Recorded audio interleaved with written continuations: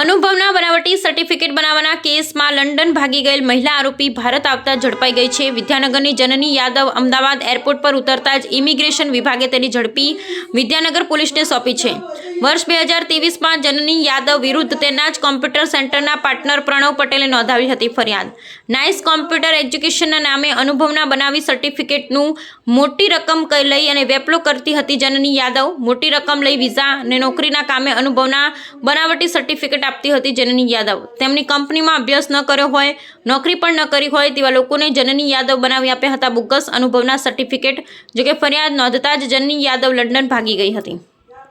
સને 2023ના વર્ષમાં પ્રણવભાઈ પ્રવીણભાઈ પટેલ રહેવાસી મોગરી તાલુકો જિલ્લો આણંદ નાઓએ વિદ્યાનગર પોલીસ સ્ટેશનમાં આવી પોતાની ફરિયાદ હકીકત જાહેર કરેલ કે આ અગાઉ તેમની કંપનીમાં કામ કરતા કર્મચારી જનની થંબીદુરા યાદવ રહેવાસી અમદાવાદ અને હાલ રહેવાસી આણંદ તથા લંડન નાઓએ તેમની કંપનીના ખોટા જીએસટી નંબરનો ઉપયોગ કરી, તેમના મોબાઈલનો ઉપયોગ કરી, મોબાઈલ નંબરનો ઉપયોગ કરી તેની કંપનીમાં જે વ્યક્તિઓ ફરજ બજાવતા નથી તેઓના ખોટા સર્ટિફિકેટ મેળવી અને આ સર્ટિફિકેટના આધારે તે વ્યક્તિઓ વિદેશ જતા રહેલા છે અને સરકારશ્રીને નુકસાન પહોંચાડેલ છે।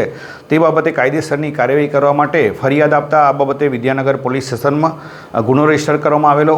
સદર ગુનાની જાણ થતાં જ આરોપી લંડન નાસી ગયેલા હતા।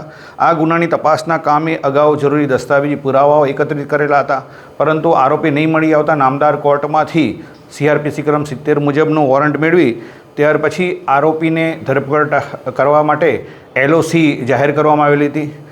આ LOCના આધારે તારીખ 12/5/2025ના રોજ આરોપી જનની થંબીદુરા યાદવ લંડનથી અમદાવાદ આવતા ઇમિગ્રેશન વિભાગે તેને આ LOCના આધારે પકડેલ અને વિદ્યાનગર પોલીસ સ્ટેશનમાં જાણ કરતાં વિદ્યાનગર પોલીસ દ્વારા તેનો કબજો મેળવી સદર ગુનાના કામે અટક કરવામાં આવેલા છે। સદર આરોપીને નામદાર કોર્ટમાં રજૂ કરી જરૂરી દસ્તાવેજો પુરાવા એકત્રિત કરવા આ ગુનાના મૂળ સુધી પહોંચવા માટે તારીખ 17/5/2025 સુધીના પોલીસ કસ્ટડી રિમાન્ડ મેળવવામાં આવેલ છે। આ તપાસના કામે અગાઉ જરૂરી દસ્તાવેજી પુરાવા એકત્રિત કરેલા હતા। જે વ્યક્તિઓએ ખોટા સર્ટિફિકેટના આધારે વિદેશ ગયેલા હતા તેવા 24 જેટલા સર્ટિફિકેટ તપાસના કામે કબજે કરવામાં આવેલા હતા। જે લેપટોપ અને જે કોમ્પ્યુટર તપાસના કામે કબજે કરેલા હતા એમાં 64 જેટલા સર્ટિફિકેટ આપેલા હોવાની હકીકત જણાવતા આ મુદ્દા બાબતે પણ તપાસ તજવીજ હાથ ધરેલ છે। આમ ગુનો કરી વિદેશ નાસી ગયેલ આરોપીને LOCના આધારે ધરપકડ કરવામાં વિદ્યાનગર પોલીસે સફળતા મળેલી છે।